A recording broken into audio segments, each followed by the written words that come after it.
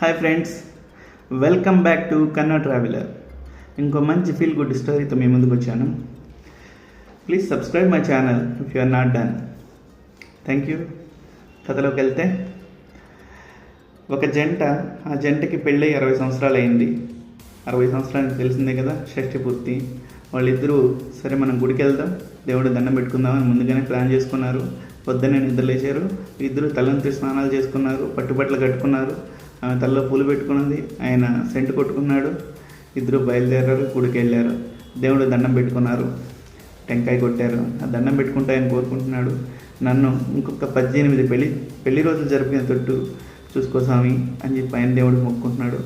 ఆమె నాకు ఇంకొక 22 పెళ్లి రోజులు జరిగేటట్టు చూడు స్వామి అని ఆమె దేవుడిని మొక్కుకుంటుంది.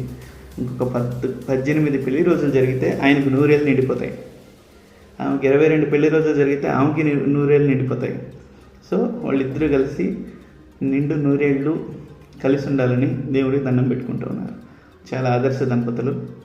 హ్యాపీగా దండం పెట్టుకొని తర్వాత కొట్టిన టెంకాయ ఉంటుంది కదా, దాన్ని పగలగొట్టి ప్రసాదంగా ఇవ్వబోతుంది ఆమె వాళ్ళ హస్బెండ్కి.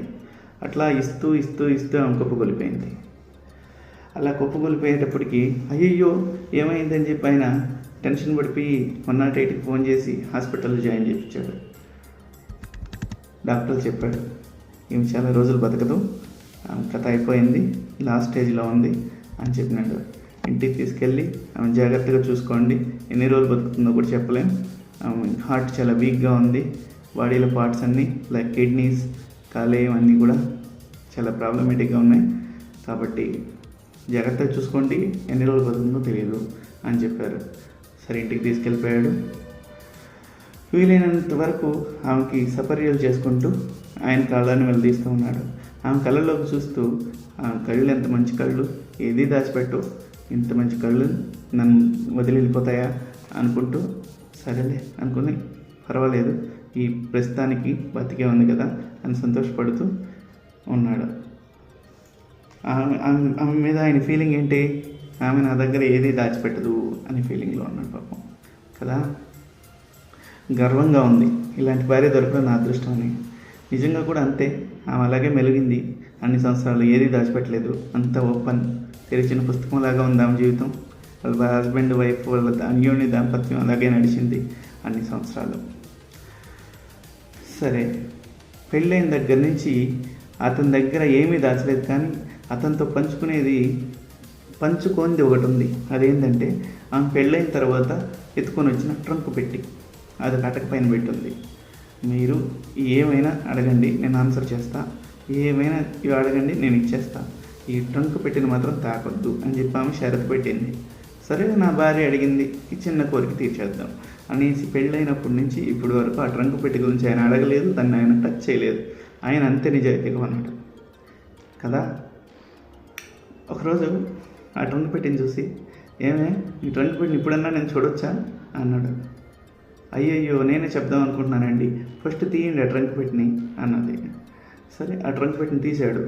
తీసి చూస్తే దాంట్లో 2 స్వెటర్లు ఉన్నాయి. ఆ తర్వాత 3 లక్షల డబ్బులు ఉన్నాయి. 3 లక్షల అమౌంట్ ఉంది అనుకుని షాక్ అయ్యాడు. ఈ స్వెటర్లు ఏంటి అన్నాడు. ఏం లేదండి, నాకు చిన్న వయసులోనే పెళ్లి చేసేసారు, మీరంటే నాకు అంత ఇష్టం లేదు, అప్పుడు నాకు వద్దు వద్దు వద్దు అన్నాను. అయినా సరే మంచి అబ్బాయి, మంచి ఉత్తముడు, మంచి గుణాలు కలిగిన అబ్బాయి అని చెప్పి నన్ను కన్విన్స్ చేసి మా నాన్న అందరూ పెద్దవాళ్ళంతా నన్ను పెళ్లి చేసి మీతో పాటు పంపించేశారు. మా నాయనమ్మ పంపించేటప్పుడు నాకు కొన్ని జాగ్రత్తలు చెప్పింది. భర్త ఏ సమయంలో అయినా కోపం వచ్చినా, తిట్టినా, అరిసినా నువ్వు తిరగబడొద్దు, నీ కోపం వస్తే కూడా నీ కోపాన్ని కంట్రోల్ చేసుకో అని చెప్పిందండి. అలా చెప్పి నాకు ఒక సలహా ఇచ్చింది. అలా కంట్రోల్ చేసుకోలేని అంత కోపం వస్తే నువ్వు ఒక పని చెయ్యి, నీ కుట్లు అల్లికలు వచ్చి కదా, ఉన్నితో స్వెటర్ కుట్టుకో.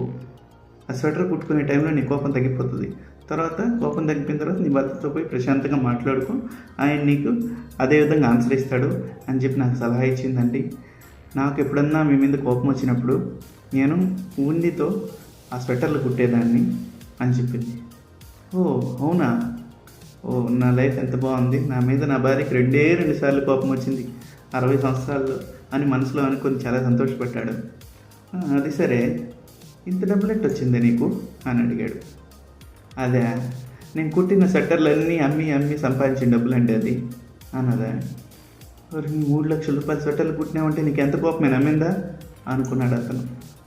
చూసారా ఫ్రెండ్స్, ఇక్కడ చూడాల్సింది స్వెటర్లు డబ్బులు కాదు, హస్బెండ్ అండ్ వైఫ్ దాంపత్యం ఎంత అన్యోన్యంగా నడిచింది.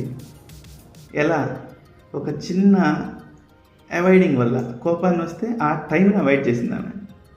ఆ టైంలో అవాయిడ్ చేయడం వల్ల 60 సంవత్సరాల పాటు ఆమెకి కోపం వచ్చిందనే విషయం కూడా ఆయనకు తెలియదు. ఆయనకు వచ్చింటుంది కోపం, నో డౌట్. వాళ్ళిద్దరికి కోపం వచ్చింది, ఎన్నోసార్లు కొట్టుకొని ఉండాల్సిన పరిస్థితి కూడా వచ్చింది, కానీ ఎక్కడ అలాంటి పరిస్థితిని బయటికి రానిలేదు. సో వైఫ్ అనే ఆమె గాన కరెక్ట్గా ఫాలో అయిందంటే ఇంట్లో గొడవ రాదు. అది నా అభిప్రాయం. ఫ్రెండ్స్, ఈ కథ నచ్చుంటే please subscribe my channel, like, share, comment please. Thank you. Wish you a great day ahead.